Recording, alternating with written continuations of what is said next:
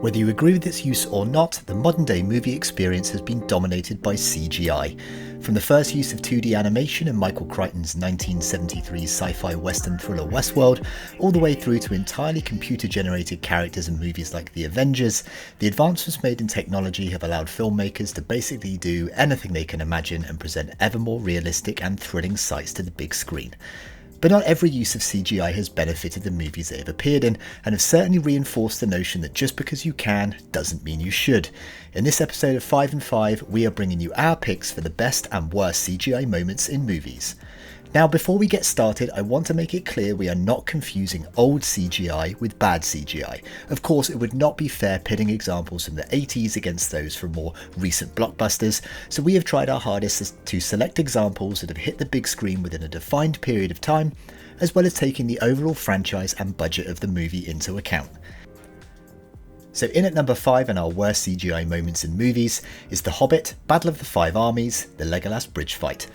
Now, Peter Jackson's Lord of the Rings trilogy was famed for its use of practical effects as well as miniature and scaled sets to bring you many of the jaw-dropping scenes you know and love, whereas the follow-up Hobbit trilogy leaned more heavily on the use of CGI instead. Now, for a movie released in 2014 with a budget of between $250 and $300 million, you would expect the CGI to be flawless, but as seen in the climactic final battle where Legolas fights off against a troll on a collapsing bridge is almost laughable. It seems that Jackson was channeling some real Crouching Tiger, Hidden Dragon, having Legolas seemingly violate all the laws of physics, completely destroying any sense of physical reality, and the jankiness of the effects really puts a damper on what could have been an amazing scene. It really makes you wonder what he was thinking. Coming in at number 4 on our list is The Matrix Reloaded: The Burly Brawl. This 2003 sequel, written and directed by the Wachowskis, was the second installment of the smash hit The Matrix franchise. It promised that it had raised the bar for special effects and had benefited from huge advancements in digital technology. The scene in question, however, where Neo fights a seemingly endless number of Agent Smith copies, just feels wrong on so many levels. Now, conceptually, it is a great idea and there are certainly elements of it that work, but the wheels start falling off the bus as soon as things move towards being completely CG, especially the full digital body doubles.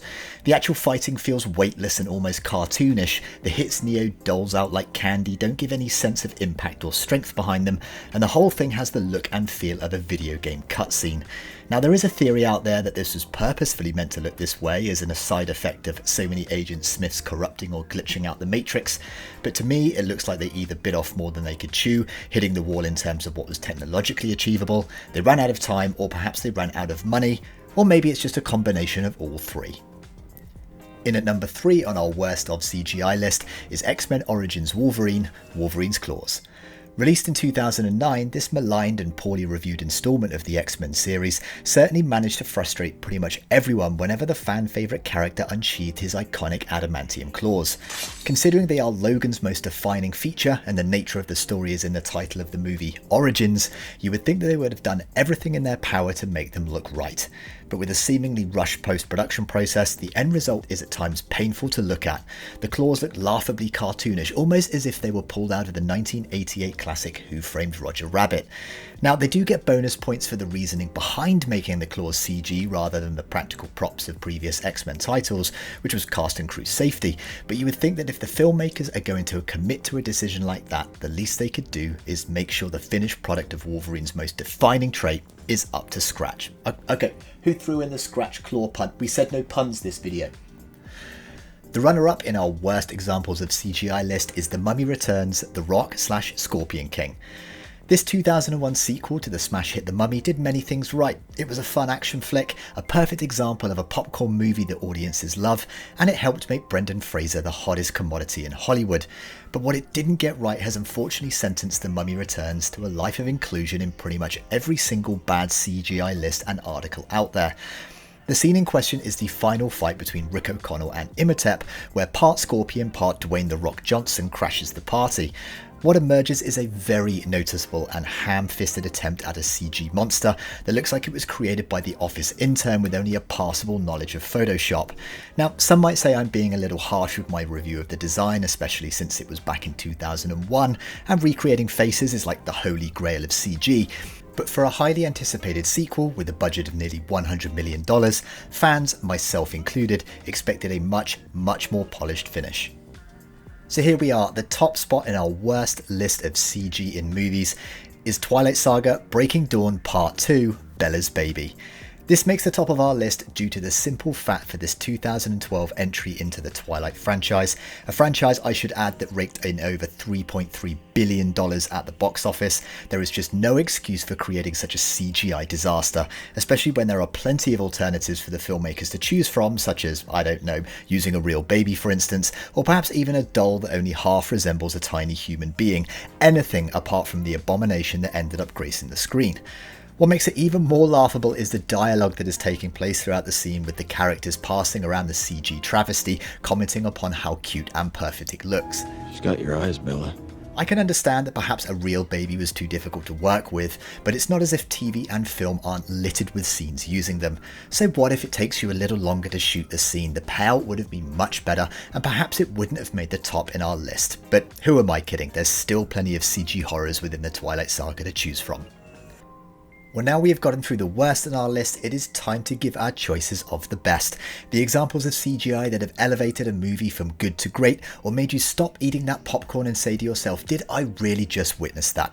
So here we go. In at number 5 in the examples of best CGI in movies is The Perfect Storm water effects. Now, any CG artist out there will tell you that recreating water is hard. Very hard. In fact, anything fluid is tough to make realistic, but 2000's The Perfect Storm took this challenge head on, featuring 90 completely CG shots, including a huge 100-foot wave that finally spells the end of the doomed vessel. The effects still look great over 20 years later. If you still need convincing, compare it to 2002's Die Another Day wave scene, a film with over 20 million more in its budget, and the differences are staggering. It should be no surprise though, especially considering that a custom fluid dynamics system was developed by the effects studio, as well as over 30 custom plugins had to be created to achieve the intricate effects. Coming in at number 4 in the best of CGI is Lord of the Rings trilogy, Gollum. While Peter Jackson's original Lord of the Rings trilogy is famed for its use of practical effects and miniatures, you can't deny that its use of CGI was also on point, particularly the fully CG character of Gollum. Brought to life by effects powerhouse Weta Digital, Gollum was a culmination of brand new technologies, many directly developed by Weta themselves, and is seen by many as the first CG creature mixed with live action. The attention to detail, from how muscles move, the facial expressions to subsurface light scattering, is stunning for movies that came out in quick succession in 2001, 2002 and 2003, and in many ways still holds up decades later. Combining these technological breakthroughs with the amazing mocap performance provided by the ever so talented Andy Serkis, and a fully realised Gollum leapt from the pages of Tolkien's classic tomes and onto the big screen. So in the middle of our pack of CGI brilliance is Interstellar Gargantua. What do you get when you cross the world's largest visual effects studio, a bunch of theoretical physics and some seriously large computing power? You get the awe-inspiring visual of the black hole Gargantua and Christopher Nolan's 2014 mind-bending sci-fi epic Interstellar.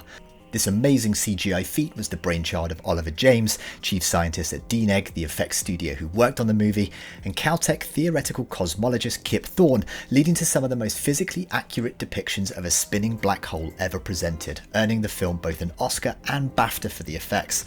The final result is definitely epic, but what makes it even more so is when you take into account that they thought of pretty much everything, from the fact that the camera should be moving at a substantial fraction of the speed of light, relativistic effects, Doppler shift, gravitational redshift and lensing. Okay, I only understood about half of those words, but the list goes on and on, with each element influencing how the finished product would look. So next time you find yourself watching Interstellar, just remember you are watching what is probably thousands of hours of rendering, but more amazingly, mathematics in pure, awesome motion. The runner-up in our list of the best CGI moments in movies is Blade Runner 2049, CGI Sean Young. Blade Runner 2049 was the highly anticipated neo-noir sequel to the 1982 cult classic Blade Runner, and whilst it may not have been a box office smash, it did receive a good deal of critical acclaim and a slew of Oscar nominations, including one for special visual effects. The one scene that lands 2049 in our runner-up spot is the digital recreation of Sean Young's character Rachel from the 1982 original. This is a stunning piece of CGI, especially since the human face is widely regarded as the most difficult thing to create faithfully and often fails the uncanny valley test, where the more realistic it becomes, the more the human eye can detect that something isn't quite right. 2049 managed to sail right over the uncanny valley, and what they produce is a prime example of what can be achieved with a whole lot of technical virtuosity, a really subtle performance by body double Lauren Pedder, and the ever-scrutinizing eye of director Denis Villeneuve. Our number one spot, the best CGI moment in movies, goes to The Matrix: Bullet Time. It's the movie that came out of nowhere, blew your socks off, and is cited by many as kickstarting the technological revolution in CGI. The Wachowskis' 1999 sci-fi action flick The Matrix brought some seriously mind-altering effects to the big screen, including the now infamous scene where Keanu Reeves' character Neo dodges bullets while seemingly violating all the laws of physics, popularizing a slow-mo wraparound piece of digital brilliance called Bullet Time. Bullet Time, also known as frozen moment, dead time, flow motion, or time slice, is a visual effect of detaching the time and space of a camera or viewer from those of the visible subject. In layman's terms, it allows a camera to move around in time and space completely disconnected from the normal conventions of time and space. Are you confused yet? For The Matrix, a complicated rig of 120 still cameras was constructed, each one connected to a motion-controlled laser pointing system to find the correct angle and focal distance. Each camera would then take a single shot in sequence as the actor completed their moves. The still images were then stitched together through a laborious process called interpolation, giving the impression of smooth movement. The distancing of each camera from one another could also be adjusted, so the final image would appear to accelerate or decelerate at certain points, giving the viewer that stylized motion that bullet time scenes are now famous for. Now, the sequences in The Matrix look impressive, but even with all the clever tricks they used, it still required a significant amount of work to achieve the accuracy of the final product. Technology today has advanced to the point where high-speed cameras and CGI can create a more realistic result, but it's always important to recognise that those advancements exist in part because movies like The Matrix dared to jump ahead and innovate the filmmaking process, which is why it deserves our top spot. So there you have it, our list of CGI winners and losers. Do you agree or disagree? Leave a comment below to let us know what you think. Remember to subscribe to Fan Expo HQ and hit that notification bell so you don't miss the next episode of 5 and 5. We'll see you next time.